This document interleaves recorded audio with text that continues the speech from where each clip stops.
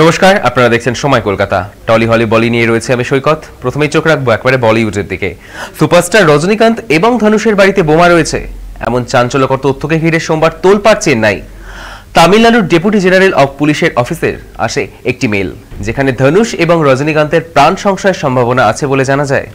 মুহূর্তে নিরাপত্তার বলয়ে ঢেকে ফেলা হয় দুই তারকার বাড়ি, হাজির হয় বোম স্কোয়াড, চলে টানা তল্লাশি।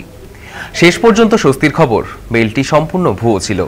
সাইবার প্রতারণার ফাঁদে তৈরি হয় হোয়াক্স।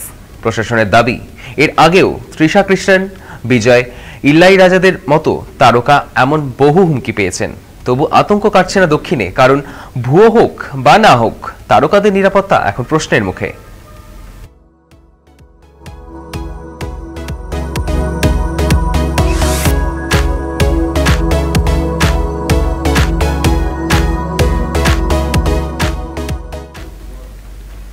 অপেক্ষার অবসান ঘটল অবশেষে।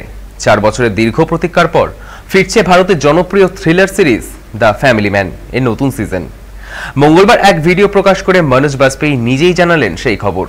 একেবারে খোশ মেজাজ শ্রীকান্ত তিওয়ারির ঢঙে, আর সঙ্গে সঙ্গে ঘোষণা মুক্তির তারিখ 21শে নভেম্বর 2025।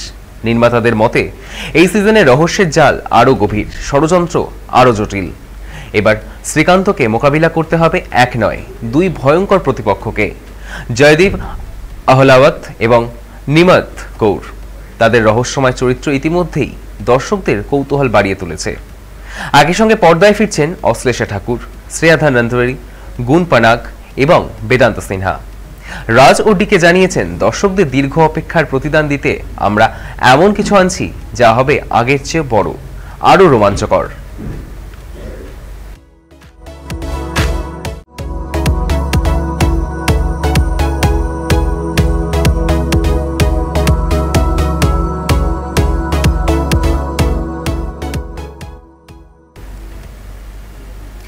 দুর্গাপুজো, কালীপুজো পেরিয়ে এখন মনভার শহর কলকাতার। তবে এই মন খারাপের দিন খুব তাড়াতাড়ি ঘুচবে, কারণ 6 নভেম্বর থেকে শুরু হতে চলেছে 31তম আন্তর্জাতিক কলকাতা চলচ্চিত্র উৎসব। চলবে এক সপ্তাহ যাবৎ।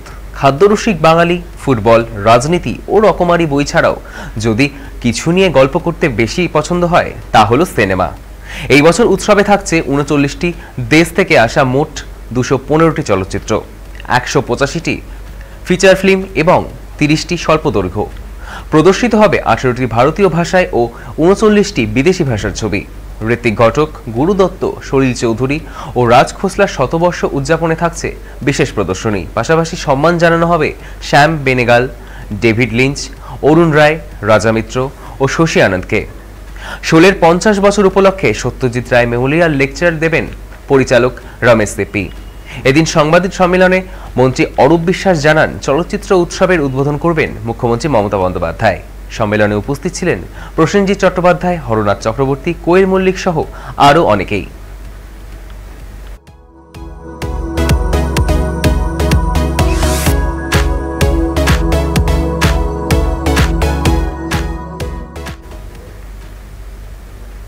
ব্যাডস অফ বলিউড দেখে মুগ্ধ শশী থারুর।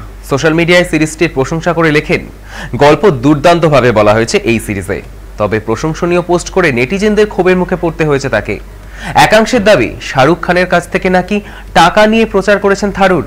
জবাবে রাজনীতিবিদ স্পষ্ট জানালেন, আমি বিক্রি হইনি, টাকার বিনিময়ে মতামত দিই না। শাহরুখকে উদ্দেশ্য করে আরও লেখেন, একজন বাবা হিসাবে আপনি নিশ্চয়ই গর্বিত। এদিকে ববি দেওয়াল, লক্ষ্য, রাঘব জুয়াল এবং অন্না সিংহ অভিনীত এই সিরিজটি নিয়ে চলছে জোর চর্চা। সমালোচকরা মিশ্র প্রতিক্রিয়া দিলেও দর্শক মহলে উন্মাদনা তুঙ্গে।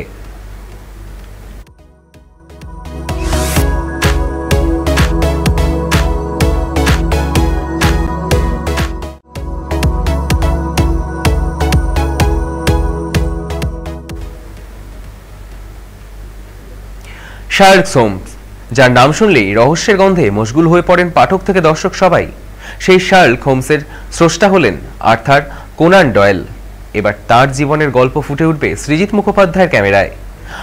লন্ডনের দ্য গিল্ড হলে ঘোষণা হলো তার নতুন ব্রিটিশ ভারতীয় চলচ্চিত্র এলিমেন্টারি মাই ডিয়ার হোমস।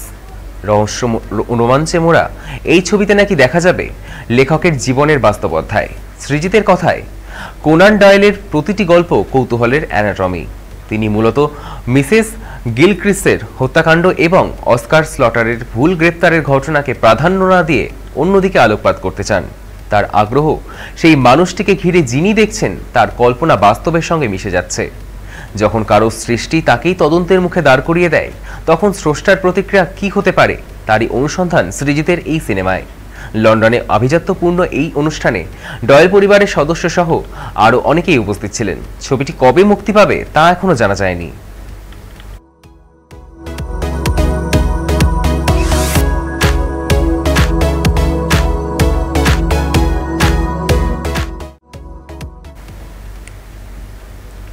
দুই দশকের কর্মজীবনে দক্ষিণী পর্দায় রাজত্ব করার পর এবার বলিউডে নিজের জায়গা পাকা করছেন তামান্না ভাটিয়া।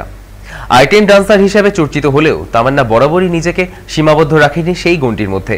একসময় নাকি মনে করতেন সিনেমায় 10 বছরেরও বেশি কাজ করবেন না, তারপর বিয়ে করে সংসার সামলাবেন।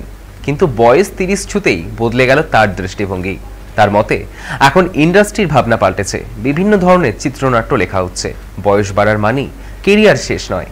সম্প্রতি এক সাক্ষাৎকারে অভিনেত্রী জানান, 30-এর পর থেকেই আমি বুঝেছি বয়স লুকোনোর নয়, বরং তা উদযাপন করার সময় এসেছে।